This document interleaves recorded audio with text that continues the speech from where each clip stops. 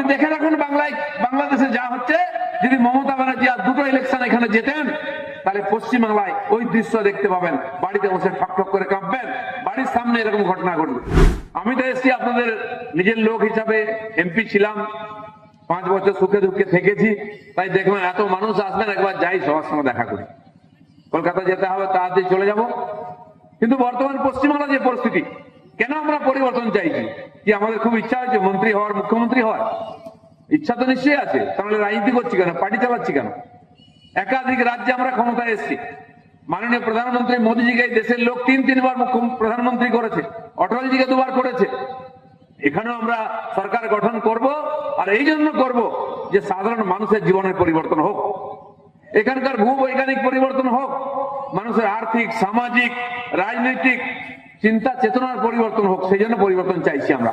খালি সরকার পাল্টালে সেটা হবে না, আমাদের কার্যকর্তারা যেরকম পরিশ্রম করছেন, সাধারণ মানুষের জীবনের পরিবর্তন করতে চাই। তাই মাননীয় প্রধানমন্ত্রী দেখেছেন, তিনি যখন প্রধানমন্ত্রী হলেন, এই ভারতবর্ষের প্রায় 30 কোটি মানুষ অতি দরিদ্র সীমার নিচে ছিলেন, যাদের বাড়ি নাই, যার বাড়িতে আলো নাই, রাস্তা নেই, জল নাই, খাবারের ঠিক নাই, চিকিৎসার ব্যবস্থা নেই, বাচ্চাদের পড়াশোনা, চাকরির ব্যবস্থা নেই।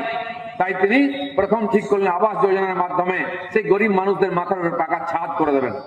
যার বাড়ি আছে, কাঁচা বাড়ি হলেও তার বাড়িতে শৌচালয় তৈরি করে দেবেন, যাতে মায়েদের সম্মান রক্ষা হয়। কোটি কোটি শৌচালয়, কোটি কোটি আবাস যোজনার বাড়ি ভারতবর্ষে তৈরি হচ্ছে। এবং এই যে এইভাবে লকডাউনে আমরা দেখলাম, সবাই চিন্তিত ছিলাম যে কি করব, চাকরি বাকরি, ব্যবসা বাণিজ্য, বাড়ি থেকে বেরোনো বন্ধ হয়ে গেল।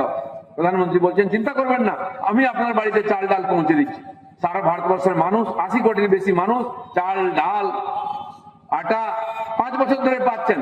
কেবল পশ্চিমবাংলার মানুষ খালি চাল পাই, আমরা ডালটা এখনো দেখতে পেলাম না। পয়সা কিন্তু আসছে মমতা ব্যানার্জির কাছে।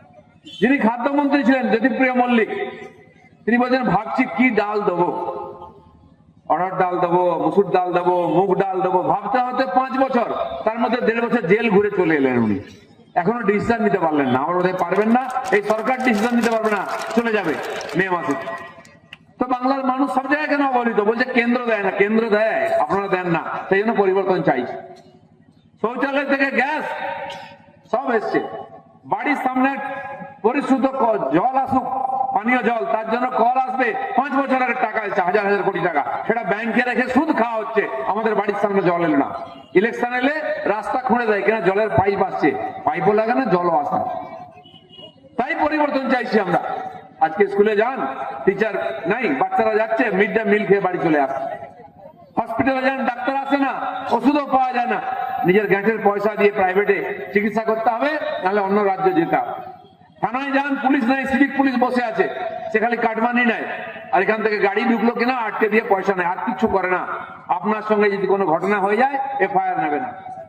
এরকম হয়েছে মহিলার সঙ্গে, ধর্ষিতা হয়েছেন, তিনি গেছেন থানায় সন্ধ্যাবেলা এফআইআর করতে, রাত অবধি বসিয়ে রেখেছে, এফআইআর লিখছে না। এই পরিস্থিতি পশ্চিমবাংলার। আর আজ আইন শৃঙ্খলা বলে কিছু নাই, বম বন্দুক পাড়ায় পাড়ায়। আপনারা জানেন এখানেই পাশের অঞ্চলে বোমা বিস্ফোরণ হয়েছিল, আমি এসেছিলাম দেখতে, কি ভয়ঙ্কর অবস্থা। আমাদের পাড়ার সাধারণ মায়েরা যারা গরিব বাড়ি, তারা জানতেন না ওখানে বোমা তৈরি হচ্ছে, বাজি তৈরি হচ্ছে বলে কাজ করতেন, বোমায় বিস্ফোরণ 8-10 জন মারা গেল। আর যে মালিক ড্যাং ড্যাং করে উড়িষ্যা চলে গেল, পুলিশ গায়ে হাত দিল না। এই যদি পরিস্থিতি হয়, আপনি বাড়িতে সুরক্ষিত নয়, রাস্তায় সুরক্ষিত নয়, আপনার ছেলে মেয়ের ভবিষ্যৎ সুরক্ষিত নয়, কিভাবে চলতে পারে? আজকে আপনারা দেখছেন আমাদের পাশের দেশ বাংলাদেশ, কি চলছে ওখানে, কি ভয়ঙ্কর ঘটনা ঘটছে। নিজেরা মারামারি করে মরছে, এবং যে কিছু হিন্দু ওখানে আছেন, যারা পূর্বপুরুষ থেকে ওই দেশে আছেন, ওই দেশের স্বাধীনতার জন্য লড়াই করেছেন, যোগদান দিয়েছেন, তাদের সঙ্গে পশুর মতো ব্যবহার করা হচ্ছে, জ্যান্ত পুড়িয়ে মারা হচ্ছে। ভারত বিরোধিতা চূড়ান্ত হচ্ছে, নিজেদের পার্লামেন্টকে ধ্বংস করে দিচ্ছে, মুজিবুর রহমানের বাড়ি ধ্বংস করে দিচ্ছে, লাইব্রেরি পুড়িয়ে দিচ্ছে, ছায়ানট সংস্থা, সাংস্কৃতিক সংস্থাকে পুড়িয়ে দেওয়া হলো, খবর কাগজের অফিসকে লুট করে পুড়িয়ে দেওয়া হচ্ছে, টিভি চ্যানেলের অফিসকে পুড়িয়ে দেওয়া হচ্ছে। এই একটা উন্মাদ জাতি মমতা ব্যানার্জি সেখানকার লোকেদের পশ্চিমবাংলায় নিয়ে আসছেন। এই অনুপ্রবেশকারী, এই রোহিঙ্গা কারা? তারা ওদেরই রিশতেদার।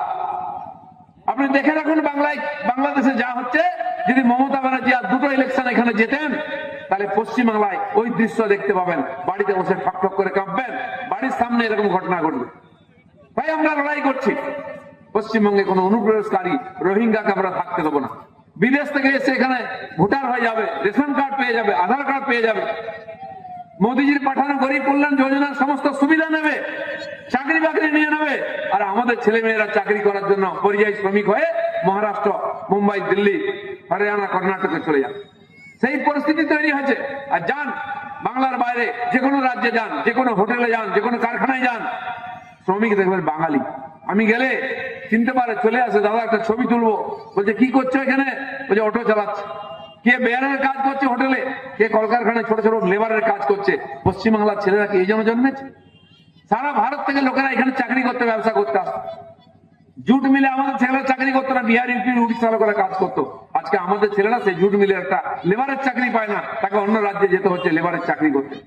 আজ এই পশ্চিমবাংলা, আমরা এগরার মানুষ, পূর্ব মেদিনীপুর পশ্চিমবাংলায় সবচেয়ে এগিয়ে শিক্ষা দীক্ষায় চেতনা। এখনো এখানকার বই মেলা, এখানকার সাংস্কৃতিক প্রোগ্রাম সারা পশ্চিমবাংলায় লোকে দেখে। এখানে গ্রামে গঞ্জে 3টে নদী পাড়িয়ে যেতে হয় পূর্ব মেদিনীপুরে, সেখান থেকে শিক্ষিত হয়ে ছেলেমেয়েরা বিদেশে চাকরি করছে, গিয়ে ডাক্তার, ইঞ্জিনিয়ার, প্রফেসর, সায়েন্টিস্ট হয়েছে।